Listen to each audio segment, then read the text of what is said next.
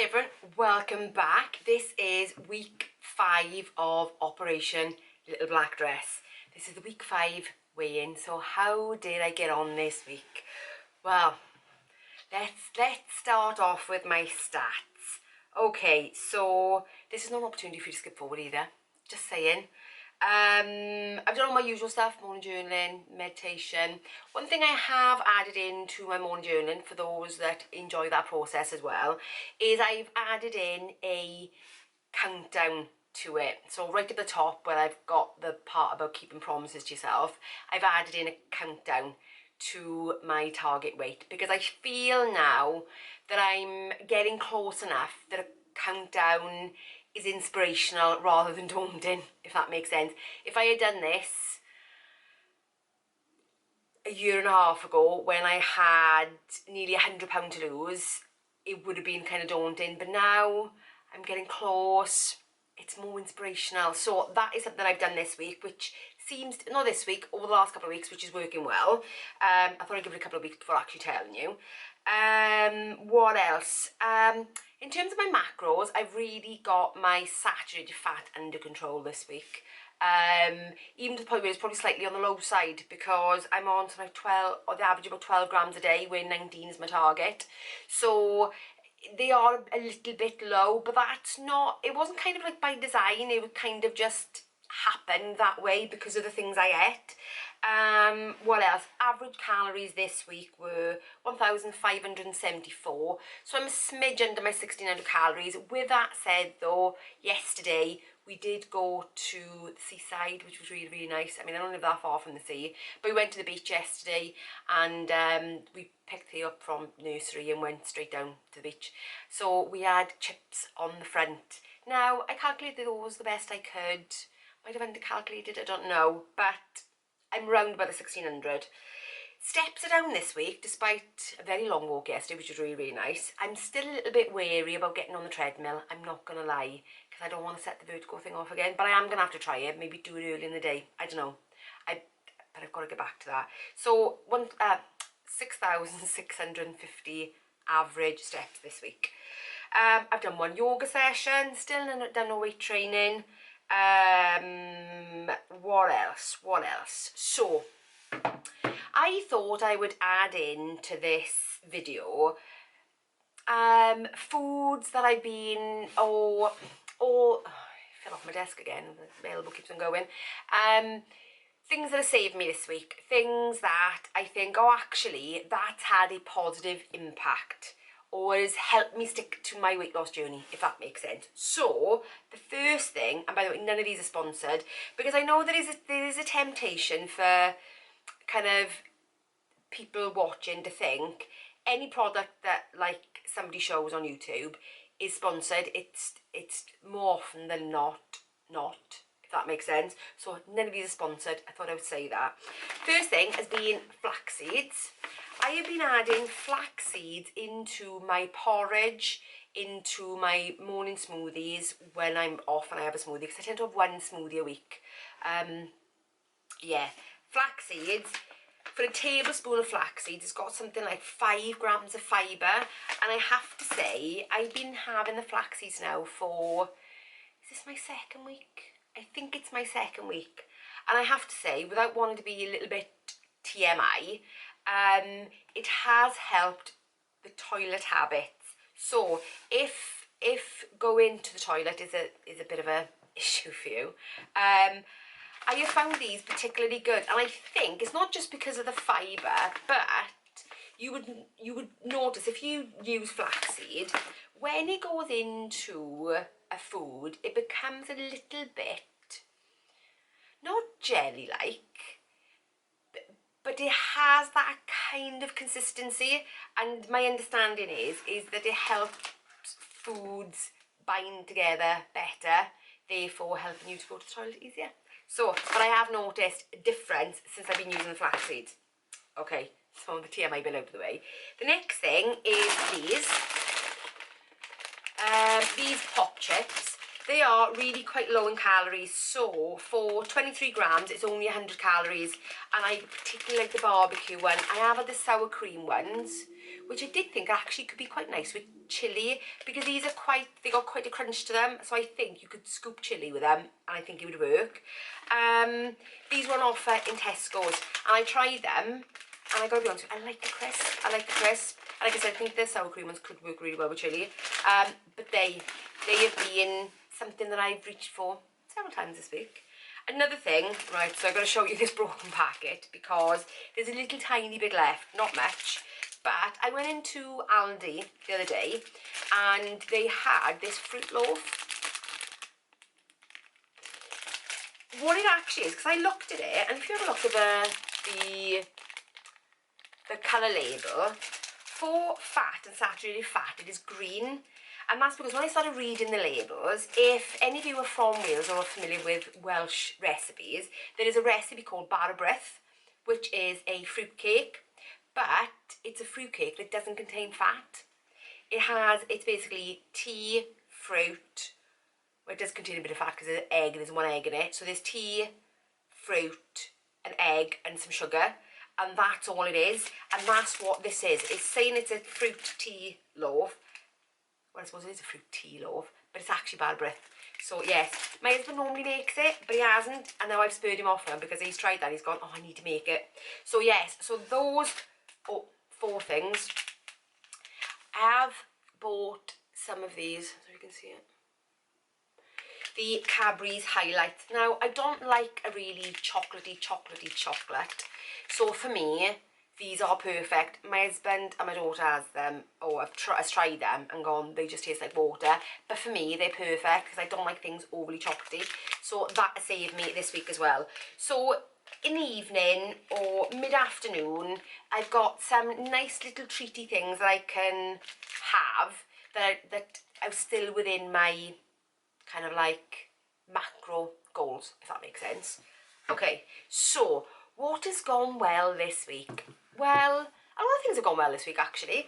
I've managed to, I think, doing my morning journaling and looking at those things about keeping promises to myself, I'm really focusing on that now, really focusing, thinking, no, do you know what I mean? I haven't got long left to go to goal, and it kind of brought me back to going back many years ago when I used to smoke back in the day.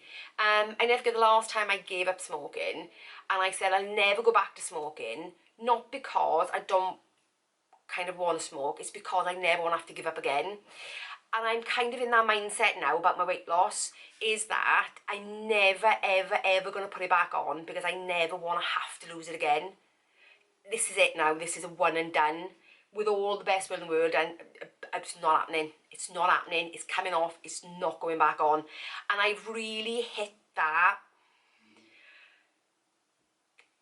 bloody mindedness. It was helped also by a book that I've read this week. It's called Outliers. I leave a picture. Well, I leave a picture here. It's by an author called Malcolm Gladwell. It's about, it's sort of, it's kind of like an anthropological, I can't even talk today, anthropological, is that it? I don't know, book. So it's about the study of people, really, and it's a book on what makes people great and what has made the great people great, like the Bill Gates of the world, like the Elon Musks, like the kind of the big founders, what has actually made them great. And it goes into actually all the things that needed to come together in order to make people great. Now you're wondering why I'm talking about this. There's an overriding kind of flavour, I suppose, that goes through the book. And that is about anybody that has achieved anything has done it through consistent, persistent, applied application, if you like. So it's not taking your eye off the ball. It's not going, oh, that'll do till next week. It's very much a focus, and actually I need to keep going until it's achieved. And that seems to be the overriding thing. And you think, oh yeah, well that makes sense, but when you read the book, it goes into lots of different factors about how people were kind of able to do that. And that kind of got me thinking about the weight loss journey. It really got me thinking about actually what it's going to take to get there and stay there. And there was lots of good messages in the book. So I would say it, because it's nothing to do about dieting, but it's everything to do about people and human behaviour, and everything to do about actually, if you ever want to succeed at something, what it's actually going to take to get there. So for that reason, it's a really interesting book to read, and beside anything else, a really interesting book. So it did get me thinking about the weight loss and actually about what is required to really do this, to get there, stay there.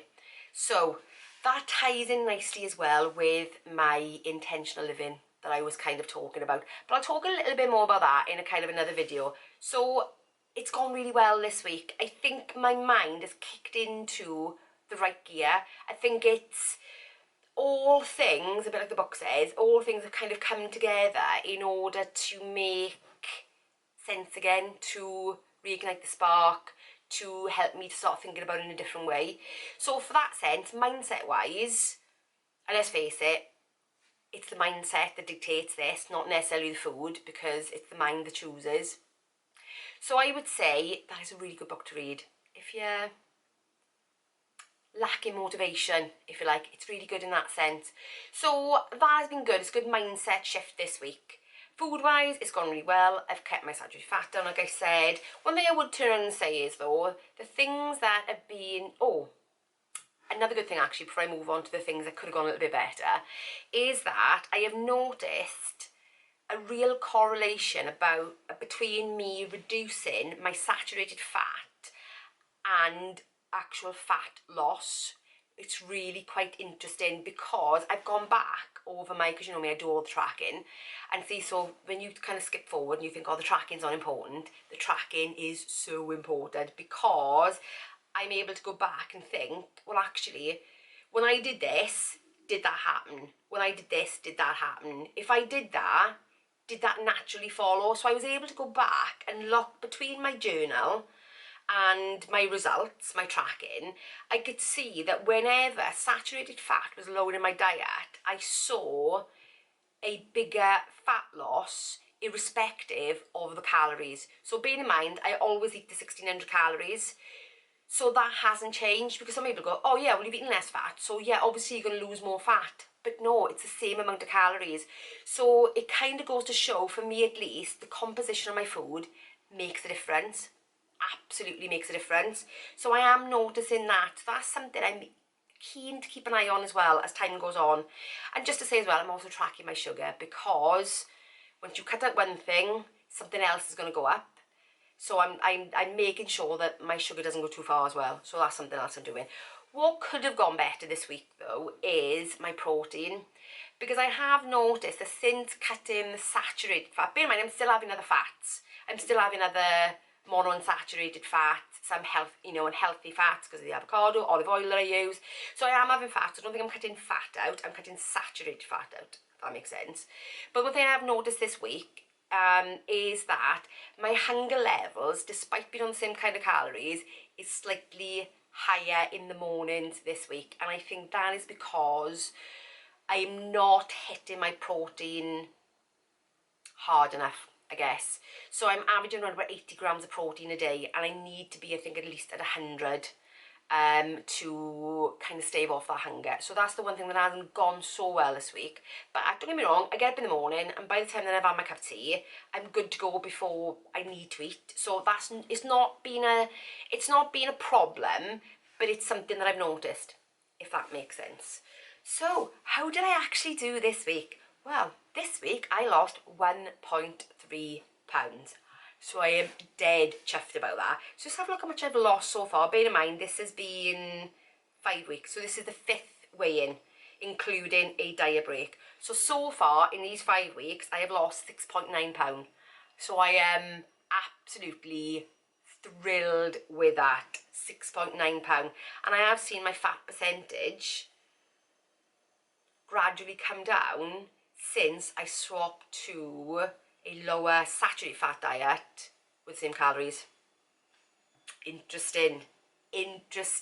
Anyway, guys, if you enjoyed this video, give me a thumbs up. If you're new around here, consider subscribing, and I will see you in the next one. Bye, guys.